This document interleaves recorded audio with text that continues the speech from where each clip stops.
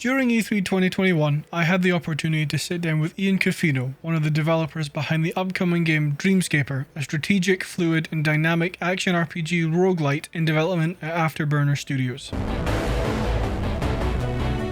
In Dreamscaper, you play as Cassidy, a woman who has moved from her small hometown of Backhill to the big city of Redfield to escape some of her inner demons and start anew. Throughout the game, players will come face to face with representations of Cassidy's emotions as she tries to make a new life for herself. Each enemy and boss in Dreamscaper is a representative of one of Cassidy's most negative emotions that she struggles with throughout the game. Dreamscaper is made up of two distinctly different worlds, the Dream World and the Waking World.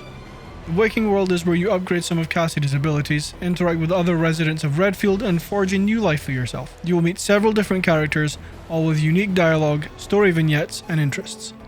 The more people you form a connection with, the easier the nightmares get.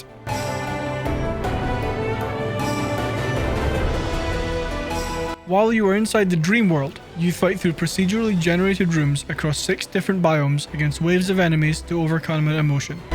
During my demo, I got an in-depth look at the biome that ends in a battle against Fear, a Leviathan meant to represent the fear of being alone in a new city away from your family. To defeat Fear, you detonate submerged charges to force Fear up to the surface, and then wail on them with a variety of attacks. The combat in this game looks pretty fun. You have your primary attack, an alternative attack, which sends enemies into a juggle state, ranged attacks, block, and parry. On top of all that, you also have lucid attacks, which are Dreamscaper's version of a magic system. This attack is on a cooldown, which can be monitored in the top left of the UI. Being a roguelite, Dreamscaper features numerous weapon types, ability upgrades, and progression rewards the more you play. A quote from their website reads, "A rich, expansive combat system rewards skilled play.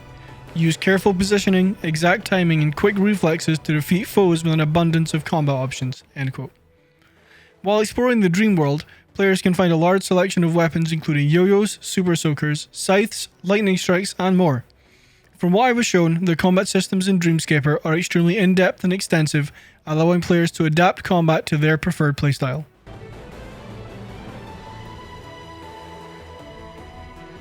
As you progress through the game, you are incentivized to use critical extinguishes. These are moves that will score you an automatic critical hit by using different elemental attacks. For example, you can equip your weapon to attack with wind damage, which can knock enemies off balance. Then, you could hit an enemy with something like a water balloon to score an auto crit. While talking to Ian, I asked what the inspiration for the story in Dreamscaper is. This is what he told me. Quote, "Dreamscaper came about because we wanted to make a roguelike. It was something we were all pretty passionate about. One of the things we really love in games is the cohesiveness, the tying together of all these different systems in one cohesive package, so we wanted to do something similar. The dream fiction is something we hit upon really early on because it allowed us to have these two disparate pieces. This action roguelike piece, but also this calmer, more meditative experience where we could kind of move all the narrative pieces into because it was important for us to tell a story that we felt resonated with us, and we hope that it resonates with players as well. It's a coming-of-age tale, figuring out your place in the world, which is pretty universal kind of themes. So to tie it all together, that's where this dream fiction and dream idea came from." To upgrade Cassidy, you need to collect a variety of currencies. You can acquire these in the Dream World by defeating enemies, destroying elements throughout each room such as rocks, using bombs and keys, and defeating bosses, which will give you a big cache of currency.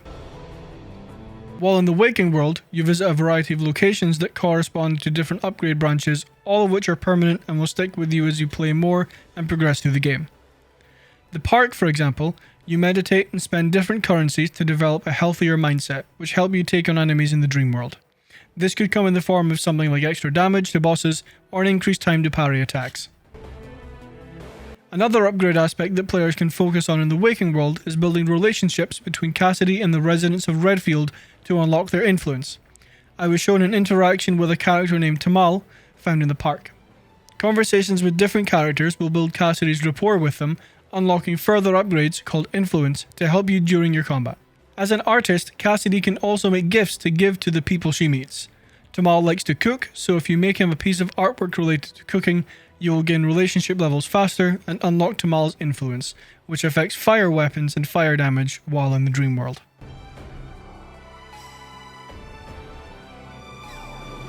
As for endgame content, well, Afterburner has you covered there too. They're introducing the Dream Intensity menu, where you can customize individual aspects of a run, such as floor size, number of enemies, or number of bosses per floor. All offer upgraded awards, of course, so play to your heart's content. While there are a lot of roguelikes around, Dreamscaper is setting itself apart with a vivid, stunning art style, cohesive and fluid combat, and a story that focuses on mental health and forming deep, meaningful connections with those around you. Dreamscaper looks like a lot of fun.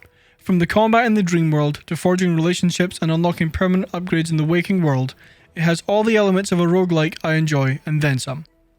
What do you think of Dreamscaper? Let me know in the comments down below, and subscribe for a full review of the game when it launches on PC and Nintendo Switch on August 12th.